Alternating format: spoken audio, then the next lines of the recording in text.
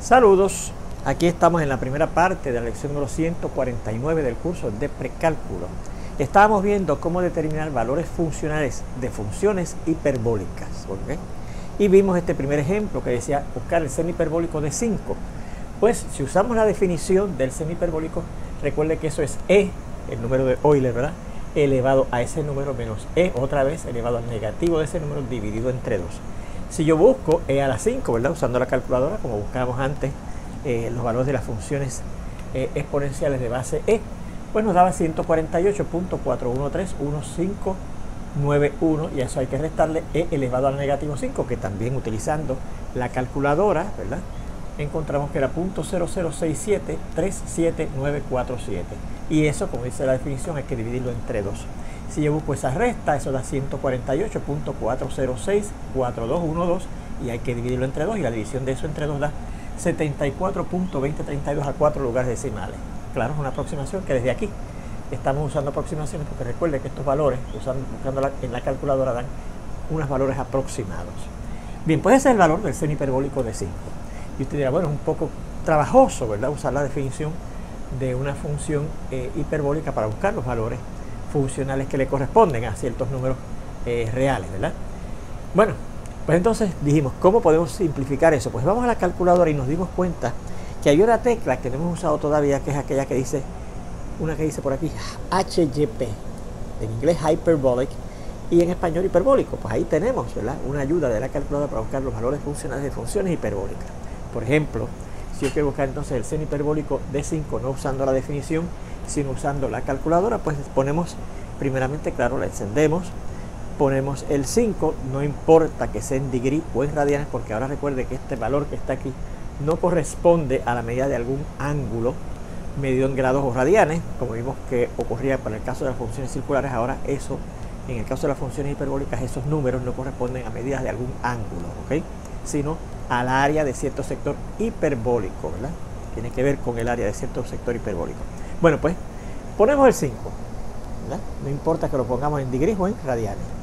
Y entonces le damos al seno hiperbólico. ¿De qué manera? Pues ponemos primero la tecla, apretamos primero la tecla de hiperbólico para indicarle a la máquina que vamos a buscar el valor funcional de una función hiperbólica, y luego, como es el seno hiperbólico, le oprimimos entonces la tecla que dice seno, ¿verdad?, porque ya tenemos hiperbólico, seno hiperbólico. Le damos y fíjense lo que sale. 74 puntos, que a 4 lugares decimales efectivamente da lo mismo que dice aquí. 74.2032. ¿Ven?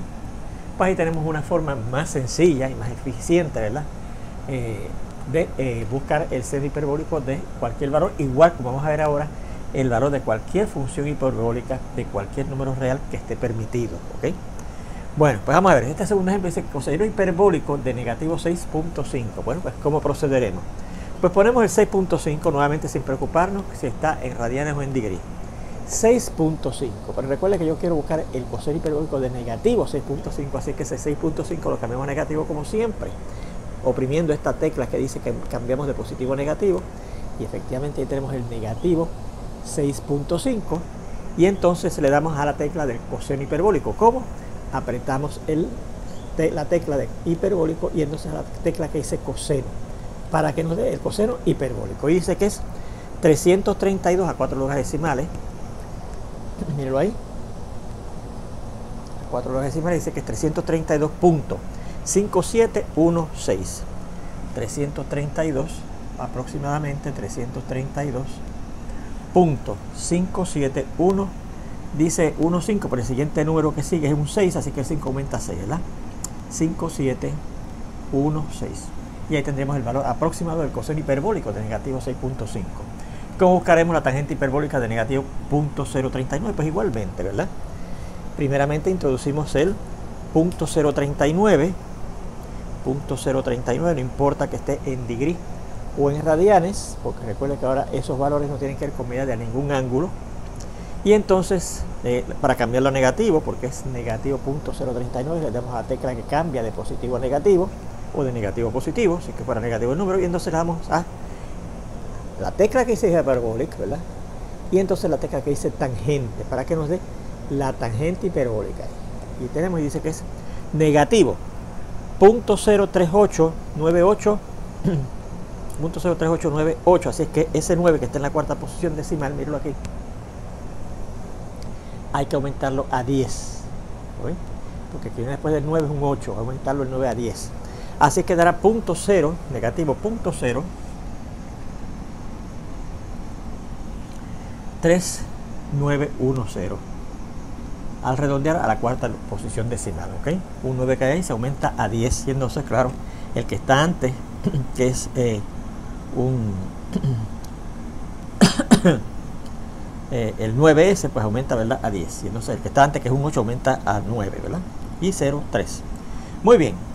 Y entonces vamos a ver este que dice cotangente hiperbólica 239.25. Bueno, igual que en el caso de las funciones circulares, la cotangente no aparece en la calculadora, ¿verdad? Así que ¿cómo buscaremos la cotangente hiperbólica de ese valor 239.25? Bueno, pues aquí nos vamos a tener que adelantar un poquito a lo que vamos a discutir después que tengamos estos ejemplos, ¿verdad?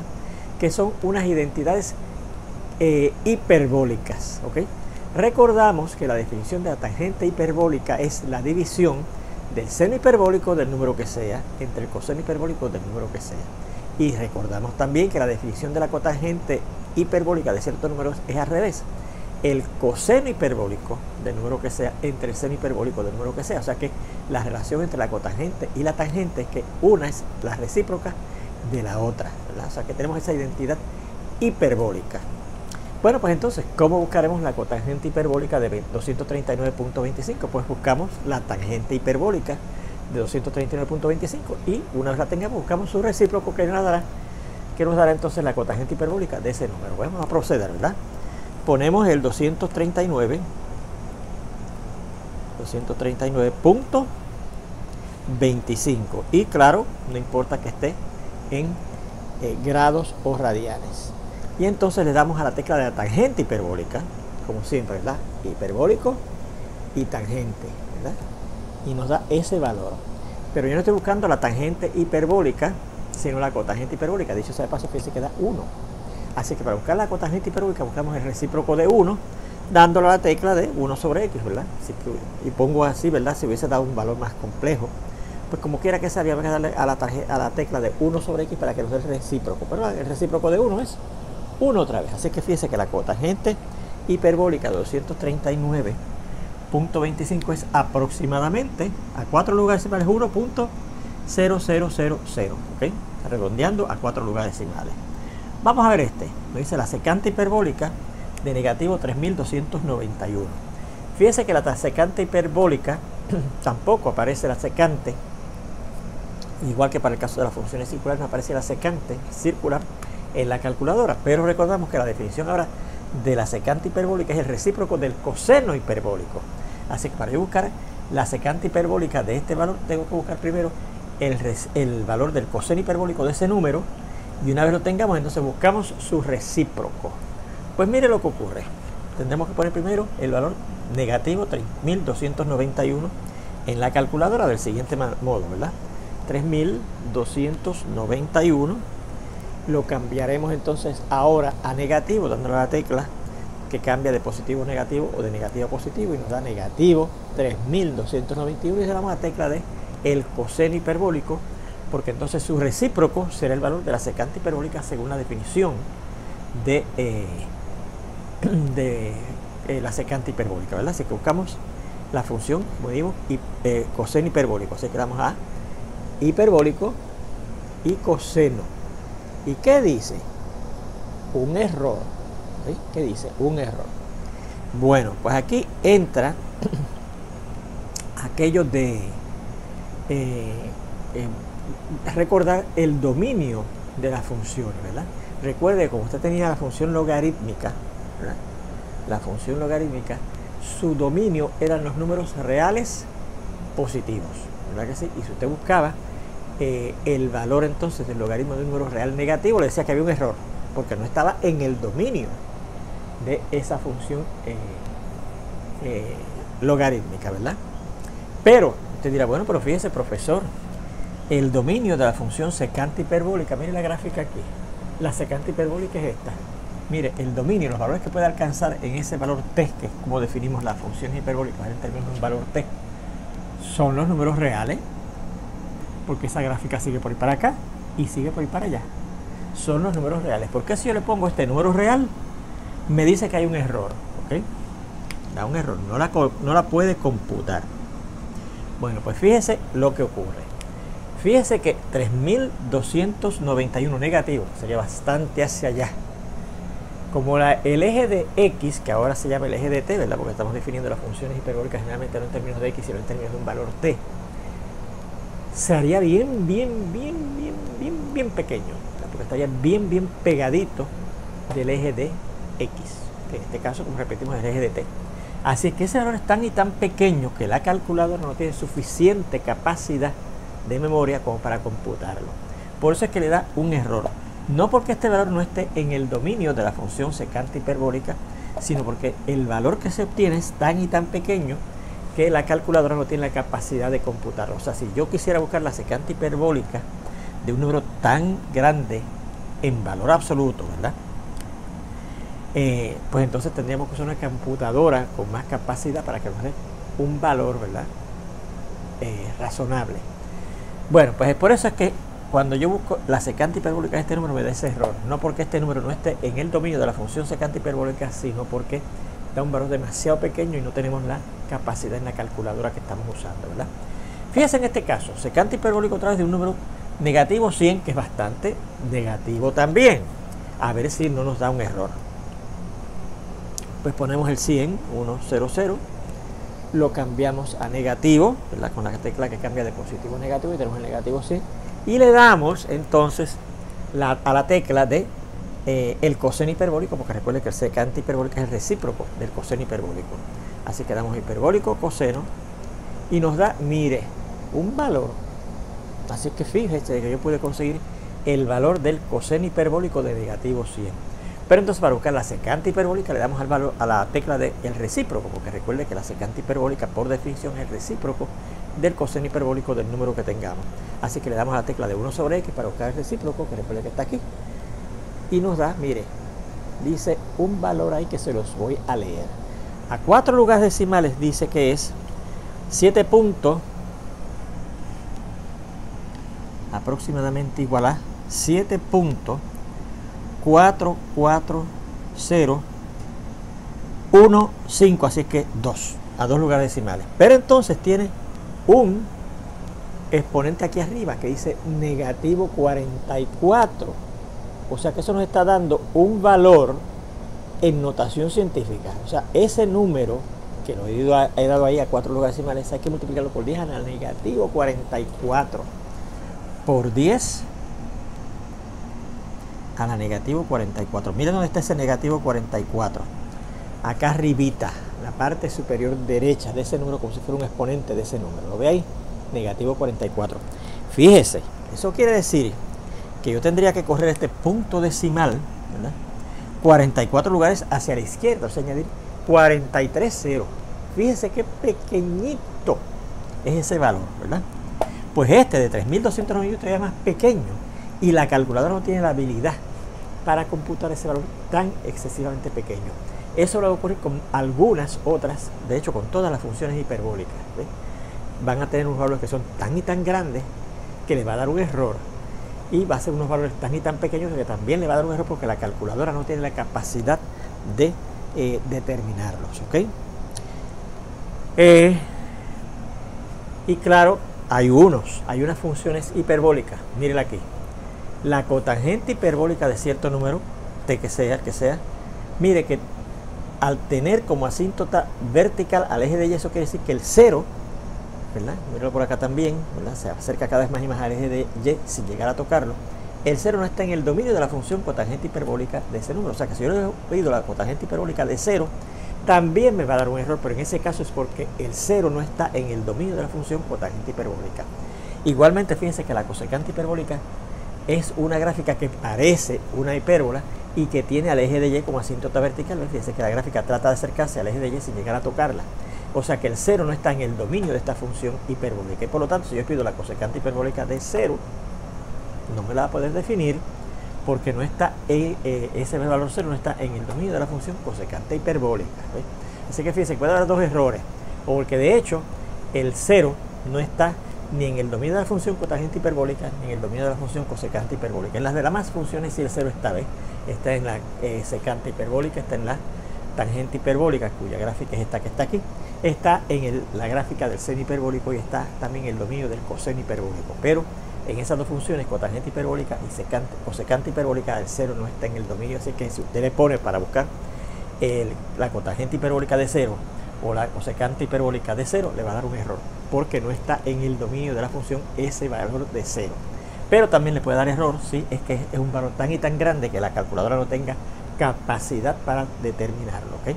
Y finalmente tenemos este ejemplo, cosecante hiperbólica de 29.12. Recordamos que la definición de cosecante hiperbólica es el recíproco del seno hiperbólico. Así que para yo buscar la cosecante hiperbólica de 29.12 tengo que buscar el seno hiperbólico de 29.12 y lo que nos dé, entonces le buscamos el recíproco, y eso será cosecante hiperbólica de 29.12. Pues vamos a ver. 29.12, recordamos que no tenemos preocupación de cuánto es el 29.12, si está en degrees o en radianes, ¿verdad? No importa. Y es positivo, no hay que cambiarlo a negativo, así que le damos a función hiperbólica de el seno, ¿verdad? Y entonces el recíproco de ese seno hiperbólico va a ser la cosecante hiperbólica de ese valor, que es la que nos están pidiendo, ¿verdad? Y le damos, pues claro, a la tecla que dice 1 sobre x, que da el recíproco, que es esta que está aquí. ¿Ven? ¿Recuerdan? Le damos y dice que es 4 puntos, a 4 lugares decimales, 4.5120, y después viene un 5 y un 8, así que es 2 1, ¿verdad? 4 puntos, aproximadamente 4.5121, ¿ok? Así que ese es el valor aproximado de la cosecante hiperbólica de 29.12. Bueno, pues ahí tenemos varios ejemplos, ¿verdad? De cómo yo evaluar funciones hiperbólicas de cualquier número que tengamos, ¿se fijan? Y claro, recordamos, advertimos que puede dar que nos dé error, ya bien sea porque el valor que obtenemos es bien pequeño o bien grande, o porque no esté en el dominio de la función cosecante hiperbólica o la función cotangente hiperbólica. Porque fíjense que el dominio de todas las demás funciones hiperbólicas, seno, coseno,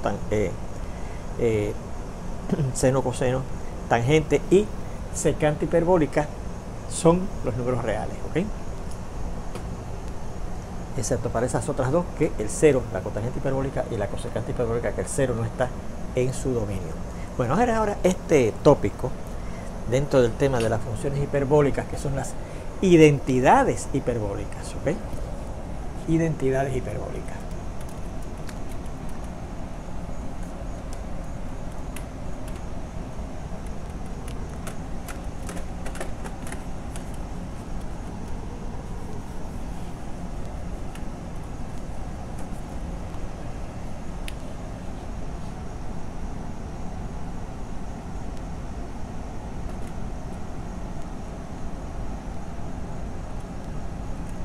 Según hay identidades circulares e identidades trigonométricas, hay identidades hiperbólicas. La primera que vamos a ver es que recordamos que la tangente hiperbólica de cierto número t es la división del seno hiperbólico de t entre el coseno hiperbólico de t, ¿verdad? Vamos a ponerlo aquí. Tangente hiperbólica de t es seno hiperbólico de t entre el coseno hiperbólico de t. Así que fíjense que esa definición de la función tangente hiperbólica es en sí una identidad hiperbólica, ¿ok? Porque es la división del seno hiperbólico entre el coseno hiperbólico, ¿ok? Así que ahí tenemos la primera identidad circular, hiperbólica, perdón. Nos da esa, a base de la definición de la tangente hiperbólica, nos da esa identidad, ¿verdad? De donde obtenemos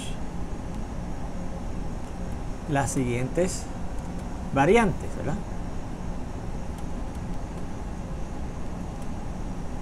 Bueno, fíjense, si yo multiplicara ambos lados por el coseno hiperbólico, tendremos que la tangente hiperbólica de cierto número t multiplicado por el coseno hiperbólico de cierto número t es el seno hiperbólico de ese número t. Y ahí tendríamos otra identidad hiperbólica, ¿verdad?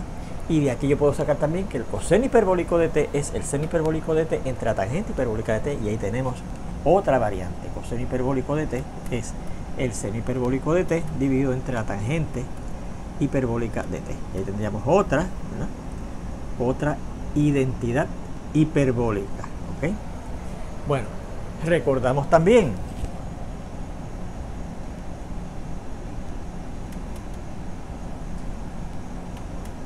que la definición de la... Vamos a borrar esto. Lo tenemos ahí. La definición de la cotangente hiperbólica de cierto número es la división del coseno hiperbólico de ese número entre el seno hiperbólico de ese número. Pues ahí tenemos otra identidad hiperbólica que nos da la propia definición de lo que es la función cotangente hiperbólica, cuyas variantes son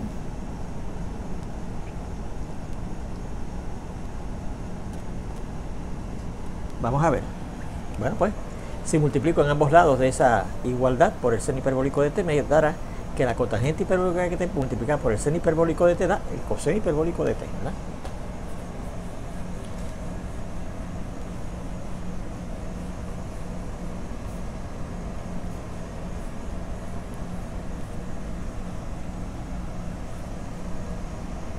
Cotangente hiperbólica de t por el seno hiperbólico de t es el coseno hiperbólico de t, ¿ok? Y claro, de ahí sacamos que el seno hiperbólico de t será el seno hiperbólico de t será el coseno hiperbólico de t entre la cotangente hiperbólica de t. Y ahí tenemos otra variante, ¿verdad?, de esa identidad.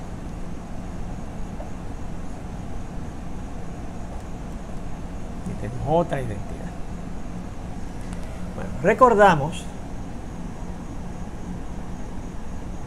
que el punto que tiene coordenadas coseno hiperbólico de t y seno hiperbólico de t está en la hoja derecha de la hipérbola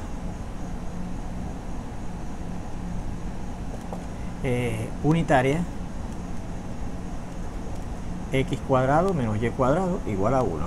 Luego, eso quiere decir que si yo pongo esta abscisa aquí como la x y esta ordenada aquí como la y, obtengo una ecuación que es otra identidad hiperbólica, ¿verdad? Luego, la x, que es el coseno hiperbólico de t, pero al cuadrado, y recuerde que eso se escribe así, no t al cuadrado, sino el coseno hiperbólico al cuadrado de t, por lo que estudiamos ya en las funciones circulares, ¿verdad?, y trigonométricas, menos la y, que es el seno hiperbólico, que será cuadrado de t, da 1. Y ahí tenemos otra identidad, ¿verdad?, hiperbólica fundamental, con variantes. Bueno, pues mire, si yo dejo aquí el coseno hiperbólico cuadrado de t solo, pasamos este término acá, pues tendremos que el coseno hiperbólico de t al cuadrado será igual a 1 más el seno hiperbólico cuadrado de t, ¿verdad? Y ahí tenemos otra identidad hiperbólica fundamental. Y de aquí yo puedo dejar entonces el seno hiperbólico de t solo y será el coseno hiperbólico de t menos 1. O sea que el seno hiperbólico cuadrado de t es igual al coseno hiperbólico cuadrado de t menos 1. Ahí tenemos otra identidad hiperbólica fundamental. Bueno, vea también que, mire, esa la usamos, ¿verdad?, específicamente para buscar esto de la cotangente hiperbólica. Dijimos que eso era el recíproco de la tangente hiperbólica. ¿Por qué? Porque fíjense que como la tangente hiperbólica es esto, seno hiperbólico de t entre coseno hiperbólico de t, y la cotangente hiperbólica es al revés, el coseno hiperbólico de t entre el seno hiperbólico de t, pues fíjense que la tangente y la cotangente son el recíproco una de la otra, ¿verdad? Vea también que por esa definición de la tangente hiperbólica y de la cotangente hiperbólica,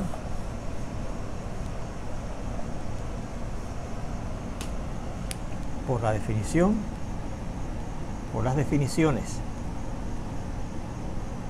de las funciones tangente hiperbólica.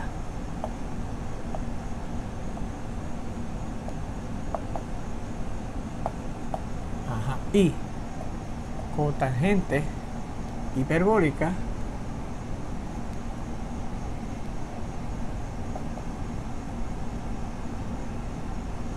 pues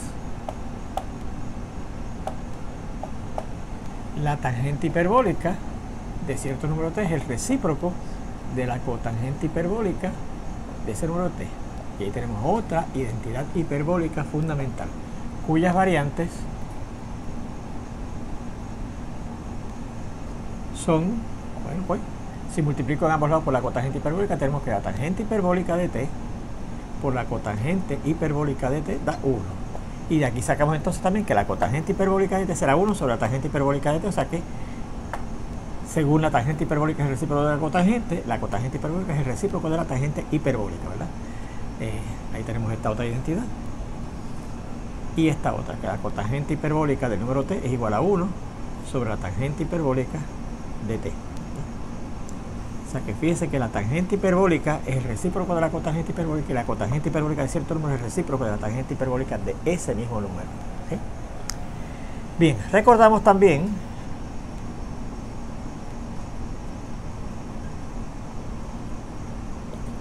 que la definición de la función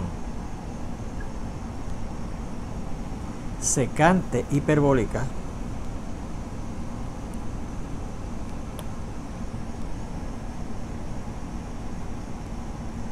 es, bueno, la secante hiperbólica del número t que sea es el recíproco de del coseno hiperbólico de t. ¿Okay?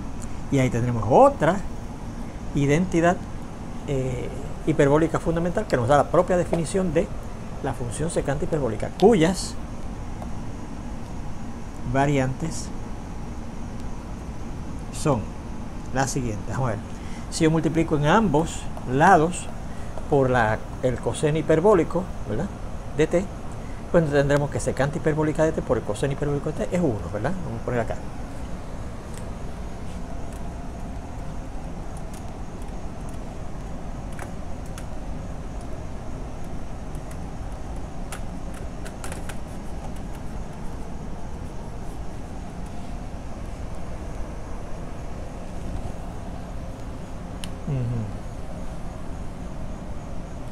Ajá, secante hiperbólica de t por el coseno hiperbólico de t es 1. Y de ahí sacamos también que el coseno hiperbólico de t es el recíproco de la secante hiperbólica de t, ¿verdad? El coseno hiperbólico de t es el recíproco de la secante hiperbólica de t. ¿Sí? Bueno, por la definición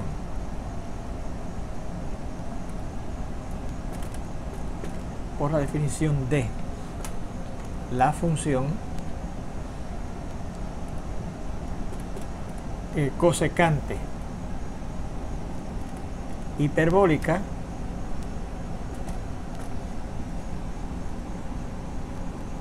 tenemos lo siguiente, que la cosecante hiperbólica de cierto número real t es el recíproco del seno hiperbólico de t. Así que esa definición de la cosecante hiperbólica de cierto número da otra identidad hiperbólica fundamental, cuyas variantes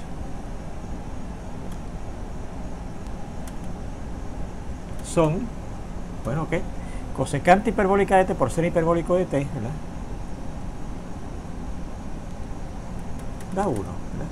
Y de ahí sacamos también que el seno hiperbólico de cierto número será 1 sobre la cosecante hiperbólica de t. O sea que el seno es el recíproco de la cosecante hiperbólica de t, ¿verdad? 1 sobre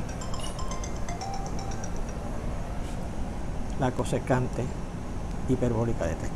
Y ahí tenemos esa otra identidad hiperbólica fundamental. Bueno, pues con esto terminamos por ahora, ¿verdad?, en esta primera parte de esta lección, lo de las identidades hiperbólicas fundamentales. Ya prontito nos vamos a estar viendo en la segunda parte de esta lección, donde espero verlo, como ya dije, ya mismito. Hasta entonces.